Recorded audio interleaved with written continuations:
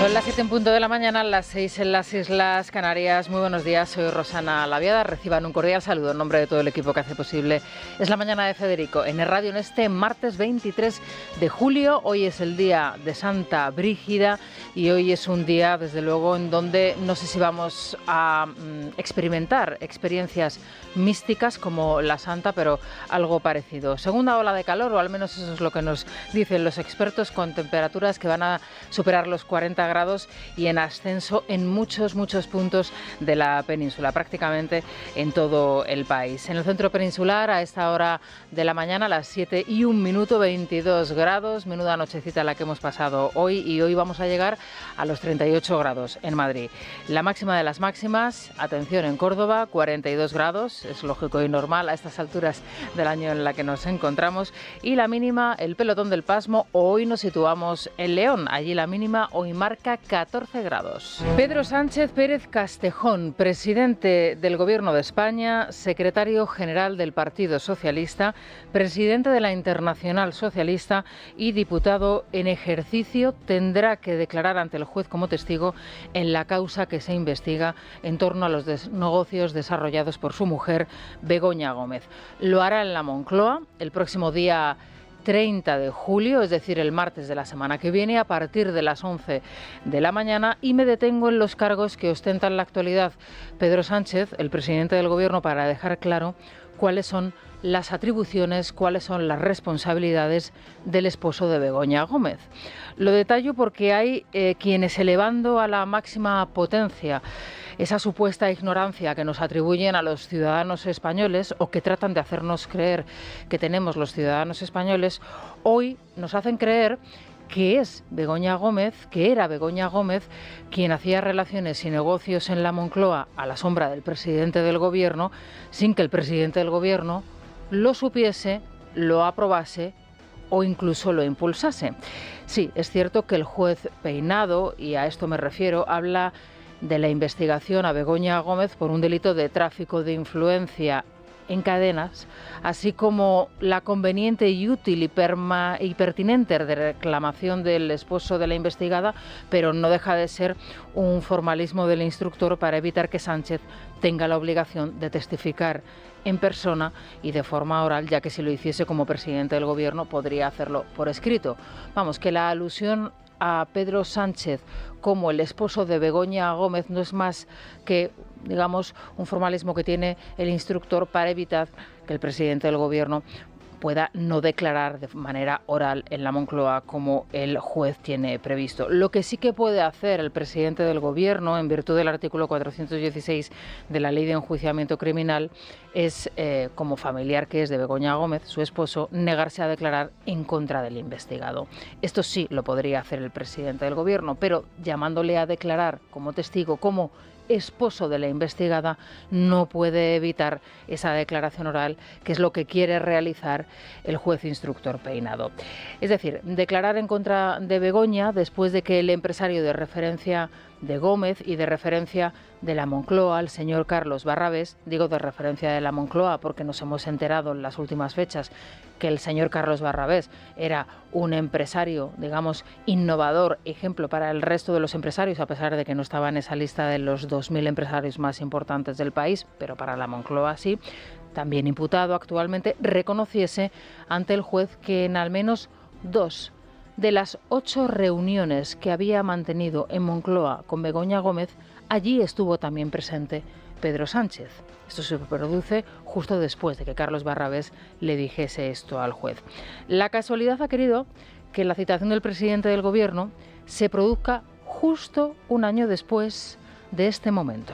Que planteaban el machismo, el retroceso en derechos y en libertades, han fracasado en el día de hoy, y el bloque involucionista del Partido Popular con Vox han salido derrotados. Ferraz, noche del 23 de julio del año 23, elecciones generales. El Partido Popular ha ganado las elecciones, pero no suma una mayoría con Vox para poder gobernar. Luciendo un vestido rojo, aparece Begoña en la sede socialista junto a su marido, junto a Pedro Sánchez. 11 meses después de este momento que acaban de escuchar,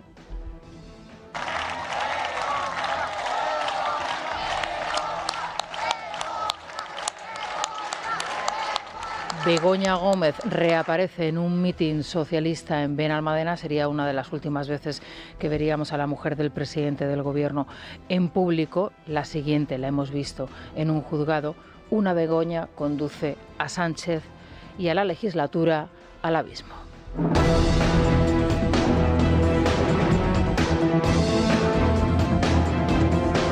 Es la mañana. Es radio. Hay un momento en el que las palabras dejan de ser suficientes y uno debe mostrar lo que es.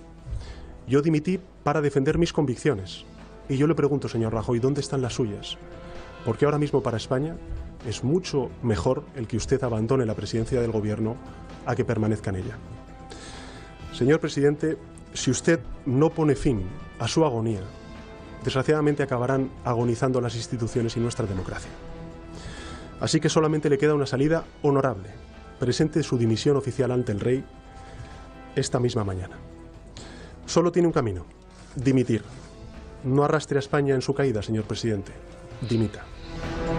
Bueno, pues esto es lo que decía Pedro Sánchez dirigiéndose al entonces presidente del Gobierno, Mariano Rajoy, en el año 17. Como se pueden imaginar, hoy son muchos los que quieren ver en las palabras del señor Feijóo de ayer lo mismo que dijo en su momento Pedro Sánchez al entonces presidente Mariano Rajoy. Se podrán imaginar, en Moncloa y en Ferraz, en el Gobierno y en el PSOE, se han encendido todas las alarmas ante la situación más grave que atraviesa el Gobierno y el presidente Luis Díaz. Vanessa Vallecillo, ¿qué tal? Buenos días. Buenos días, Rosana. El Ejecutivo y el Partido Socialista se lanzan en tromba contra el juez instructor Peinado. El mismísimo ministro de Justicia, Félix Bolaños, habla de persecución política y el portavoz socialista, Patxi López, de montaje indecente e inmoral. Desde el Gobierno se trabaja en la estrategia a seguir y se anticipa un recurso que podría venir de la mano de Álvaro García Ortiz, el fiscal general del Estado. El recurso de la Fiscalía no paralizaría el interrogatorio. Rubén Fernández, buenos días. Buenos días. En el PSOE no confirman si Sánchez acepta la petición de Peinado de acudir a la Moncloa o, por el contrario, prefiere testificar por escrito. Es algo que está estudiando con su abogado, matizan fuentes socialistas, mientras que el Gobierno carga contra la instrucción y las acusaciones. Félix Bolaños, ministro de Justicia. Esta persecución política despiadada es tan evidente que nadie disimula nada, que ni Vox, ni el Partido Popular, ni el señor Feijóo, ni las organizaciones ultraderechistas disimulan. Es lo que es, una persecución política despiadada. Otros, como el portavoz parlamentario Patxi López, cargan contra el juez por querer grabar la declaración. Y nosotros no vamos a caer en la trampa de ningún montaje. Grabar eso, ¿qué es para luego ponerlo en Twitter? López incluso ha rebautizado la investigación a Begoña Gómez como caso Peinado. Cuando dicen, hay cuestiones poco éticas, poco estéticas, en este caso, sí, claro que las hay. La cacería política que está sufriendo Begoña Gómez por ser la mujer del presidente del Gobierno. Eso sí que es poco ético, poco estético, es inmoral y es indecente. Algunos socialistas llegan a decir en privado que estamos ante un caso de prevaricación de libro. Bueno, veremos a ver qué es lo que sucede finalmente, pero en cualquier caso Pedro Sánchez en algún acto público reciente llegó a decir que por supuesto que iba a declarar y que iba a dar explicaciones al juez, tanto él como Begoña. En cualquier caso, el presidente del Gobierno y su esposa deberían aplicarse a sí mismos aquello que decían que se tenía que aplicar el resto de personas. Estoy pensando, por ejemplo, en la pareja y en los familiares de Isabel Díaz Ayuso. ¿O es que el novio de Isabel Díaz Ayuso no es igual de cercano que la esposa del presidente del Gobierno? ¿O es que el padre de Isabel Díaz Ayuso no es igual de cercano que el padre o los familiares de Pedro Sánchez? Lo mismo sucede con el señor Mariano Rajoy, porque a Mariano Rajoy sí que hubo que grabarle y al presidente del Gobierno no hay que hacerlo. ¿Por qué sí se tuvo que grabar y sí que tuvo que hacer paseillo toda una infanta de España y no lo ha tenido que hacer Begoña Gómez? ¿Es que aquí hay unas leyes para unos y otras leyes para otros? ¿Es que no somos acaso todos iguales ante la ley? Porque uno empieza a sospechar que con este Gobierno efectivamente hay unas castas y que ellos pertenecen a una casta y el resto a otra. En fin, antes de que el juez Peinado tome declaración a Pedro Sánchez por los delitos de tráfico de influencia y corrupción en los negocios, volvemos a insistir, que afectan a su mujer, el instructor cita al rector de la Complutense, al señor Joaquín Goyache, que ha pasado de testigo también a imputado después de que el viernes tanto el vicerrector de la universidad como el antecesor en este mismo cargo describieran y aportaran pruebas sobre las presiones las órdenes que recibieron y las irregularidades continuas cometidas para montar una cátedra especial para Begoña Gómez. Y mientras tanto, se preguntarán ustedes, ¿qué hace la oposición? Pues pedir la dimisión inmediata de Pedro Sánchez. Alberto Núñez Feijóo, ante su Junta Directiva Nacional, cree que por la dignidad de nuestra democracia, el presidente del Gobierno debe dimitir. Solo le queda esa salida, hacer lo que le pedía Rajoy el Sánchez de 2017. Vox, por su parte, se atribuye la citación. Escuchamos a Feijóo y a José Antonio Fuster. Y acababa el señor Sánchez. Solo le queda una salida honorable. Presente su dimisión ante el rey esta misma mañana. No arrastre a España en su caída. Señor presidente, dimita. Le pido al Sánchez de 2024 que siga los consejos del Sánchez de 2017 y que redacte su tercera y definitiva carta. Ahora Vox ha logrado, ustedes lo saben, que Sánchez, el presidente Sánchez, sea llamado para testificar en el caso. A ver quién se atreve a decir ahora que hay una pinza entre el Partido Socialista y Vox. ¿Quién se atreve? No descansaremos hasta desalojar de la Moncloa al clan corrupto y que paguen ante los tribunales. Bueno, el juez instructor sigue trabajando y la Fiscalía sigue trabajando para el Gobierno, como dejó bien claro Pedro Sánchez. Fíjense ustedes qué casualidades de la vida que Álvaro García Ortiz, al borde de la imputación, el fiscal general del Estado, podría hacer como último servicio a la causa sanchista, el precisamente presentar ese recurso. ¿Qué es lo que sabemos a esta hora de la mañana, Vanessa? Pues ese recurso, Rosana, podría llegar en las próximas horas. La Fiscalía Provincial de Madrid filtraba su decisión al diario El País, que avanzaba que va a pedir que se anule la providencia conocida este lunes en la que se solicitaba la declaración como testigo de Pedro Sánchez. El Ministerio Público ha venido manteniendo una postura muy crítica contra el juez Peinado. Ya en abril pidió archivar la denuncia de Manos Limpias y el pasado 7 de julio remitió a la Audiencia de Madrid un escrito denunciando la incertidumbre que a su juicio reina en la investigación a Begoña Gómez. Sin ir más lejos, este mismo lunes la Fiscalía también recurría a la imputación de Barrabés después de que el magistrado le pusiera bajo sospecha por esos contratos públicos que recibió tras sus reuniones en Moncloa con Sánchez y Begoña. Bueno, hay que dejar claro que la declaración de Sánchez está prevista para el martes de la semana que viene, es decir, dentro justo de 7 días, y que si se produce ese recurso por parte de la Fiscalía, aparte de que el plazo probablemente no se cumpliese antes de que se pudiese resolver antes de esa declaración, lo que sí que parece claro es que ese recurso de la Fiscalía no paralizaría esa testifical del presidente del Gobierno. No dejamos la Fiscalía porque hoy se reúne precisamente el Consejo Fiscal y otra maniobra en la que estaría trabajando el fiscal general del Estado, Álvaro García Ortiz, es precisamente en volver otra vez a recuperar a Dolores Delgado para esa memoria democrática, para esa sala de memoria democrática a la que ella aspiraba. ¿Cuál es la estrategia de Álvaro García Ortiz? Bueno, pues acabar directamente con los fiscales que votaron o que están en contra de este nombramiento.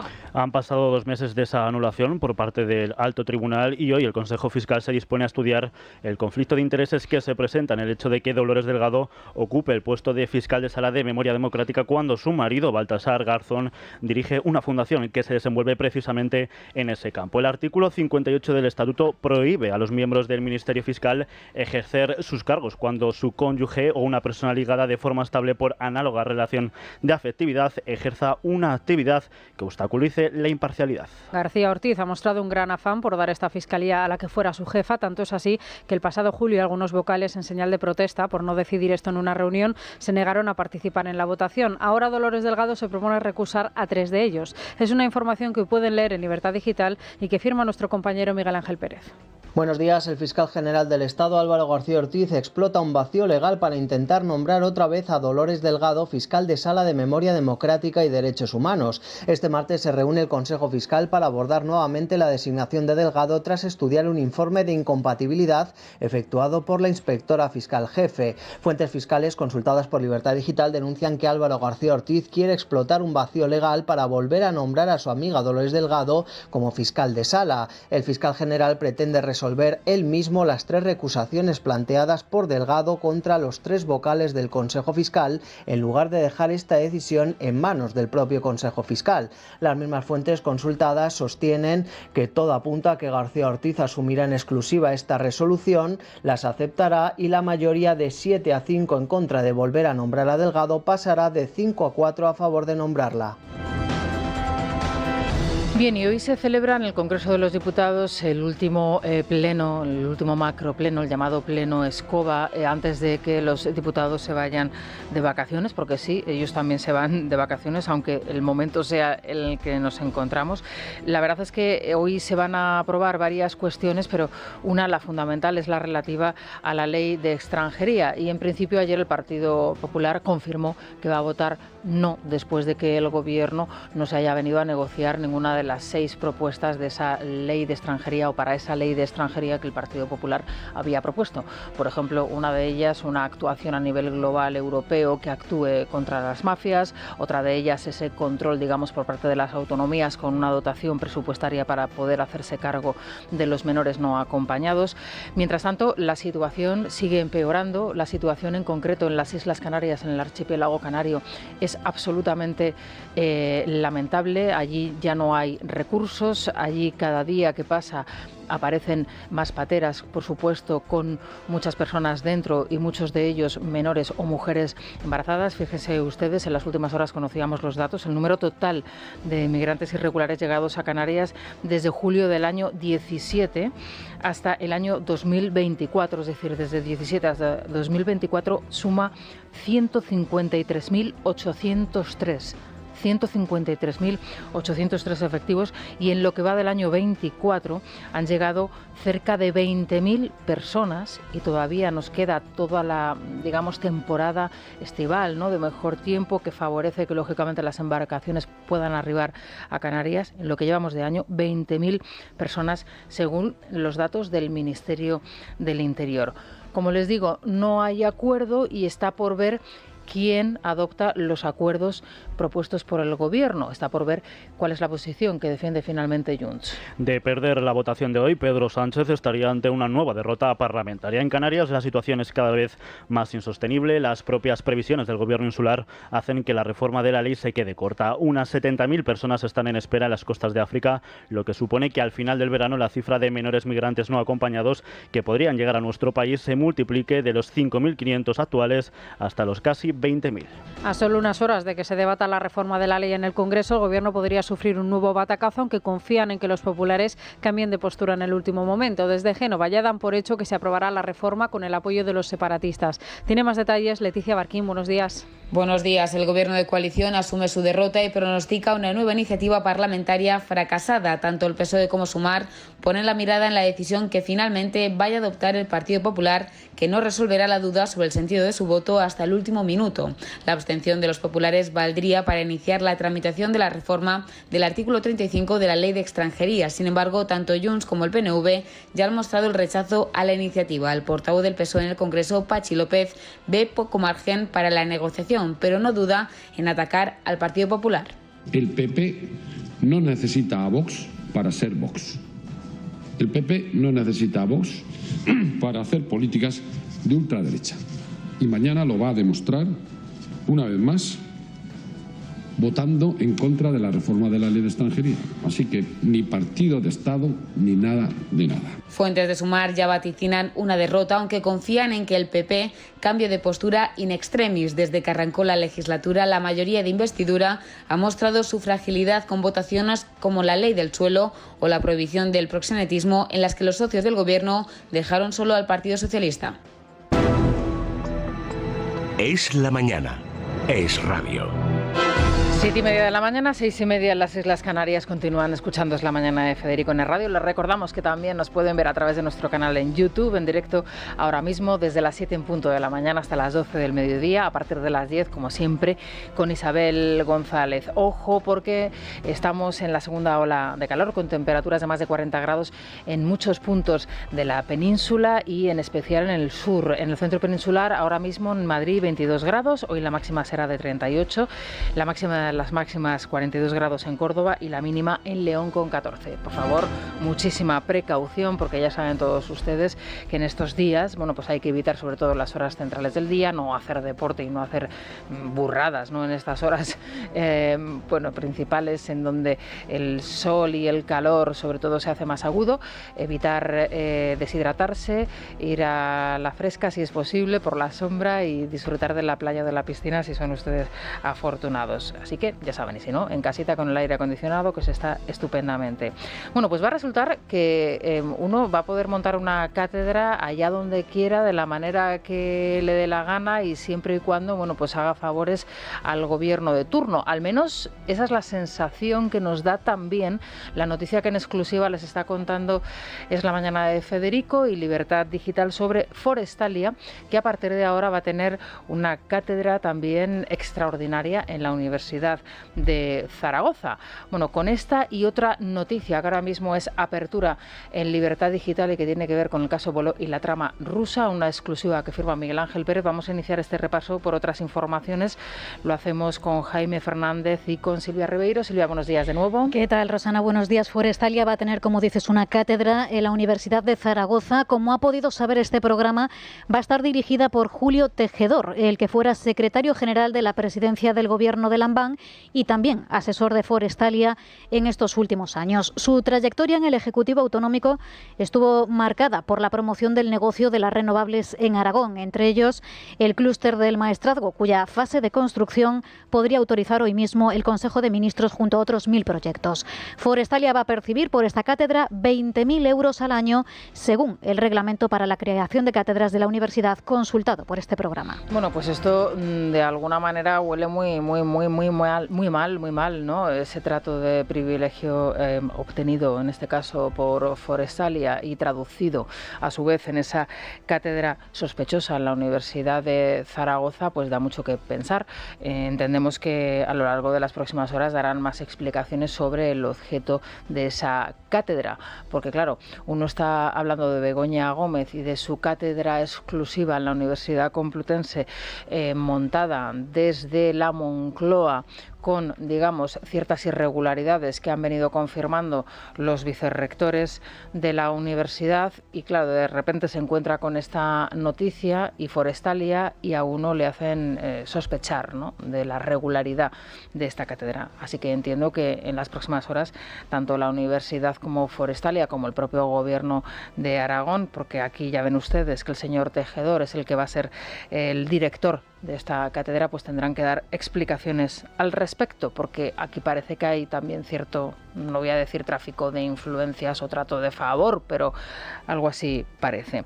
En cualquier caso, fíjense también ustedes en esta información en Libertad Digital y en la apertura ahora mismo a esta hora de la mañana en nuestro periódico. Importantísimo informe al que ha tenido acceso Libertad Digital Miguel Ángel Pérez de la Policía Nacional en torno al caso Bolov, es decir, la trama rusa, la injerencia rusa para el golpe en Cataluña. Nada más y nada menos que 200 páginas de información en donde se confirma esa estructura organizada entre el gobierno de Cataluña y la trama rusa para precisamente dar ese golpe de Estado en Cataluña. Contratos, contactos de forma coordinada, mantenida y sostenida en el tiempo con personas vinculadas al gobierno, a la administración y a la inteligencia rusa.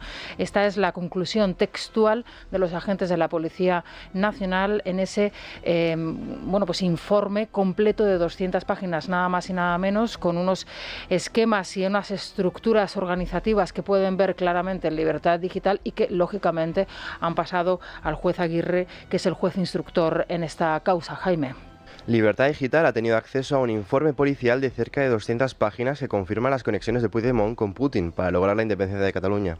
El documento constata además la existencia de una estructura organizacional para alcanzar la independencia unilateralmente gracias al apoyo de Rusia, siguiendo la estela de los procesos coetáneos de anexión o independencia de Crimea, Montenegro o Georgia. Las conexiones se remontan a los tiempos de Artur Mas. Bueno, les comento también que en este mismo documento al que ha tenido acceso Libertad Digital y que Miguel Ángel Pérez les describe con todo lujo de detalles, la policía señala a un empresario audiovisual catalán por integrar precisamente ese conjunto de las comunicaciones que estaban relacionadas con esa organización rusa. se pueden imaginar ustedes quién es ese empresario de la comunicación. ¿Se acuerdan ustedes aquel que organizó las carpas para el seguimiento periodístico del golpe en Cataluña? Pues sí, ese, Jaume Roures. Jaume Roures también está en este informe policial, como les digo, y el titular de instrucción del Juzgado número 1 de Barcelona, Joaquín Aguirre, ya tiene toda esa información. Les recordamos que elevó hace 2 semanas, se lo contábamos aquí en directo, entraba Miguel Ángel a contárnoslo hace 2 semanas o algo más quizá, al Tribunal Supremo, precisamente solicitar esa investigación, porque ahí está implicado, lógicamente, Carles Puigdemont, el prófugo de la justicia, otras 12 personas más por esos presuntos delitos de traición, malversación de caudales públicos y organización criminal, y dentro de esos 12 implicados más estaría también Artur Mas, como digo, por esos presuntos delitos de traición, malversación de caudales públicos y organización criminal. Pero como les digo, completísima la información que ahora mismo pueden leer con todo lujo de detalles, con esquemas sobre la internacionalización del proceso, la cúpula encabezada por Carles Puigdemont, la parte rusa, la parte catalana, descrito a la perfección por nuestro compañero Miguel Ángel Pérez. Así que asómense, porque van a ver lo que es esa otra trama, esa otra injerencia, en este caso en el golpe por parte de Rusia. Bueno, vamos a volver otra vez a la declaración de Sánchez. Es desde luego la noticia de la jornada. ¿Qué es lo que dicen los socios de gobierno? Porque claro, uno puede pensar, oye, pues son los socios, hay una coalición de gobierno, ahí está Sumar, pero son partidos diferentes y tendrán cierto nivel de autocrítica. Bueno, pues no, obviamente no. Los socios de Sánchez se suman a la reacción del Gobierno y apoyan sin fisuras al presidente tras ser citado como testigo en la causa contra su mujer. Desde Sumar, socio minoritario de la coalición, señalan al juez Peinado, y la vicepresidenta Yolanda Díaz, apelando a su pasado como abogada, sostiene que no hay precedentes de una actuación semejante. Mire, yo de verdad no tengo más que asombro. Tengo bastante experiencia profesional en el ejercicio diario en los tribunales y permítame que le diga que estoy asombrada con lo que está pasando con este caso en nuestro país. Y creo que con esto lo estoy diciendo absolutamente todo. Con todo, creo que tanto la señora Gómez como en este caso el presidente del Gobierno van a hacer lo que tienen que hacer, defenderse. La noticia de la citación de Sánchez como testigo coincidía con la celebración de la Junta Directiva Nacional del PP. A las puertas de Génova, los varones populares destacaban el daño a la imagen internacional de España de esta noticia y confiaban en que ahora sí el presidente aporte al juez las explicaciones que ha negado a las Cortes y a la prensa. Escuchamos al presidente de Aragón, Jorge Azcón, junto al gallego Alfonso Rueda. Que un presidente del gobierno sea llamado a declarar a un juzgado porque su mujer se ha encargado de sus negocios particulares en la Moncloa es algo que no habíamos visto en la historia de la democracia de este país. Es una decisión judicial que espero que suponga algo más que la reacción que estamos viendo últimamente del Partido Socialista, de miembros del gobierno, del ministro de Justicia nada menos, descalificando por sistema a un juez que lo que está haciendo es su trabajo. En todo caso, lo que está claro es que vaya imagen, ¿no?, a nivel internacional, un presidente del gobierno citado a declarar por un presunto caso de corrupción de su mujer. Desde luego, para la marca España esto no es nada bueno. Bueno, para la marca España y para el país, para la nación, no es nada bueno. En cualquier caso, fue el propio presidente del Gobierno, Pedro Sánchez, el que situó esta cuestión a nivel internacional, señalando a su mujer Begoña Gómez y tomándose los 5 días de reflexión, que en realidad eran 5 días para organizar su defensa, la de su esposa y la suya personal, como estamos viendo. Y respecto a Yolanda Díaz, ¿qué quieren ustedes que les diga? Bueno, pues que se lean ustedes las memorias y las biografías escritas, autorizadas y las no autorizadas de esta señora, para que sepan ustedes la experiencia dilatada que tiene ella en los juzgados. No sé si fue 1 año o 2 años, quizá me estoy equivocando y fueron 3 o 4, pero bueno, dilatada experiencia ejerciendo la abogacía, creo que no, y además en casos, bueno, pues relacionados con el sindicato, con el partido y poco más. Así que para consejos de defensa yo casi que me la mantendría bastante lejos. Mientras tanto, no nos olvidamos del ministro del ramo, del ministro de Transporte, del señor Puente. Nuevo caos en Chamartín. Una nueva avería en la red ferroviaria en un pantógrafo ha provocado el retraso de los trenes de larga distancia con origen o destino en la estación madrileña de Chamartín. Renfe ha tardado horas en solucionar el problema, que se suma a los continuos retrasos en la red de cercanías. Ambos servicios dependen del Ministerio de Transportes que dirige Óscar Puente. Y en Estados Unidos, Kamala Harris, pues ya ha sido presentada y aceptada, pues de manera oficial, digamos, por los donantes, en este caso, como la candidata del Partido Demócrata a las próximas elecciones en los Estados Unidos.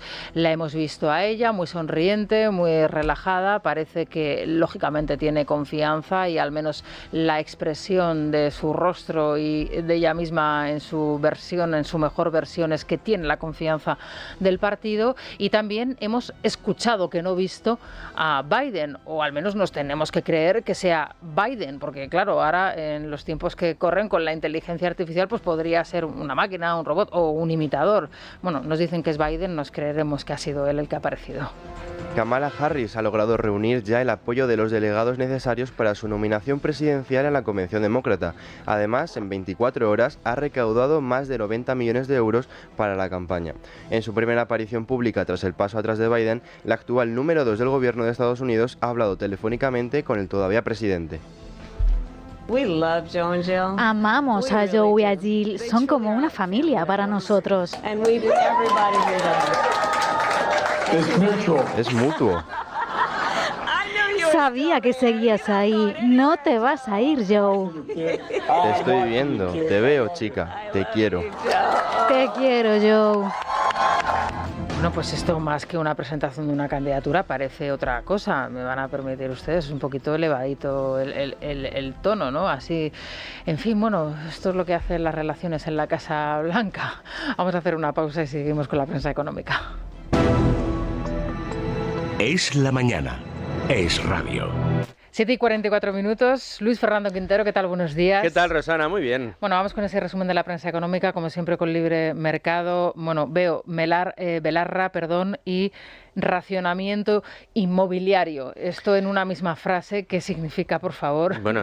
Y combinado con otro titular que ahora veremos, que también tiene que ver con la vivienda. Mucho ojo a lo que está pidiendo Podemos. Belarra insiste en pedir a Pedro Sánchez un racionamiento inmobiliario. ¿Qué significa esto en palabras de Belarra? Pues directamente prohibir comprar casas que no sean para vivir, es decir, eliminar la posibilidad de que una vivienda no sea solamente para uso del que la compra, para su vivienda para uso personal, sino, la modalidad de el alquiler o cualquier otra modalidad de las que están empleando, por ejemplo, empresas como las Socimis. Es decir, directamente prohibir lo que ellos llaman la malvada especulación de la vivienda. Esto se está proponiendo hoy en el Congreso. Y esto es para solucionar el problema que tenemos en España, como en el resto de Europa, con la vivienda, ¿no? Eso es. Vale. La prohibición, no prohibir. Claro, directamente. Sí. ¿Qué problema hay? ¿Que los que alquilan casas las alquilan muy caras? Pues prohibido comprar casas para alquilar. Es decir, reduzcamos la oferta, con lo cual hagamos que los precios sigan disparándose. Claro. Es la lógica de mercado clásica, lo que se ha demostrado a lo largo de la historia, de los años, lo que demuestran las ciudades que todavía hoy en Europa deciden limitar la oferta de vivienda, que el resultado es que por mucho que quieras limitar por ley los precios, estos van a subir en cuanto escasea el producto y, no hay manera de que se den cuenta de que esta no es... ¿Y dónde quieren o dónde pretenden que vivamos los españoles o los residentes en España, según Sumar, probablemente según Podemos? El siguiente paso será crear una empresa pública de construcción y venta de vivienda, vivienda asequible, por supuesto, para gente desfavorecida, y que ellos sean los que decidan dónde tenemos que vivir cada uno. Ese será el siguiente paso lógico. O directamente la ocupación generalizada, ¿no? Ya directamente, ¿no? Que ya está bastante generalizada, ¿no? Pero según el presidente del gobierno no es un problema que nos deba preocupar. Ya.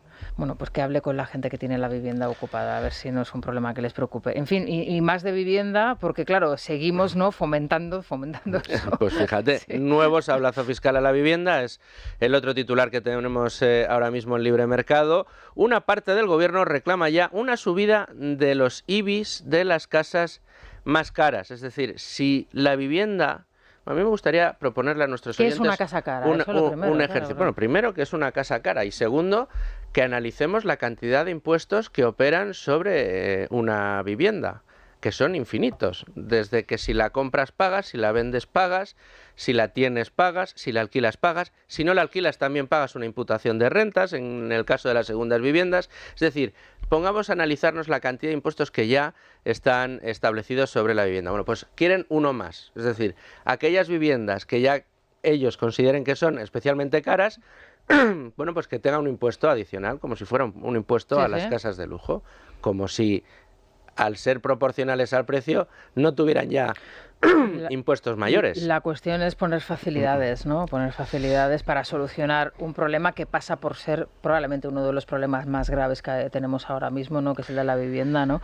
Si lo ponemos en paralelo a que somos una de las rentas per cápita más bajas de la Unión Europea y los que más poder adquisitivo hemos perdido de la Unión, bueno, pues tienes una ecuación perfecta, claro. Bueno, antes escuchábamos a Yolanda Díaz decir que ella, con su dilatadísima experiencia que tiene en los juzgados, le recomienda al Gobierno, ante el caso de la testifical de Pedro Sánchez, que por supuesto se defienda, ¿no? Ella, con su dilatada carrera profesional, ¿qué nos recomienda sobre el despido? Porque, claro, esta señora es experta en muchas cosas. Pues ha aprovechado un informe no vinculante de una comisión perdida en Europa para decir que lo que hay que hacer en España, que hay que recordarlo, es el país con la tasa de paro más alta de toda la Unión Europea y con una de las tasas de paro más altas de todo el mundo desarrollado, de la OCDE, lo que hay que hacer es endurecer el despido, es decir, poner todavía más trabas a la contratación y poner más piedras en el camino de evitar que sigamos siendo el país con la tasa de paro más alta de la Unión Europea. Sí, señor. Yolanda Díaz quiere subir el despido en España apoyándose en un informe europeo. Estrasburgo, en ese informe, esa comisión pide una indemnización superior a 2 años y valorar las circunstancias personales. Bueno, claro, es que esto es muy relativo. Superior a 2 años y circunstancias personales. Aquí estás abriendo el abanico, ¿no? Estás dándole el poder precisamente para establecer el despido que ellos quieran. Bueno, ¿algún titular más que quieras destacar? Mira, en El Economista, muy importante, con esto de la ocupación que decíamos antes. La consejera delegado de una compañía aseguradora muy conocida, Línea Directa, Patricia Ayuela, concede una entrevista en El Economista y confiesa que hoy más del 70%, es decir, 7 de cada 10 pólizas del hogar que se venden con seguro antiocupación. Un dato más que viene a desmontar el gran bulo que contó Sánchez el otro día en el Congreso de que el problema de la ocupación es inexistente en España. El 70%. Ya 7 de cada 10. Esa cláusula, ¿no?, para evitar o para asegurar tu vivienda en el caso de una ocupación, ¿no? Eso es. Es alucinante. Bueno, pero no hay preocupación, ¿eh? No, es un problema en España. En fin, que luego te vuelvo otra vez a escuchar con la bolsa, estaremos. ¿de acuerdo? Muchas gracias. Ahora se van a quedar con las noticias más cercanas, las de su comunidad, y enseguida comienza nuestra tertulia. Hoy tenemos una terna extraordinaria desde Barcelona, Pablo Planas, aquí en Madrid, Ignacia de Pano y Francisco Rosell.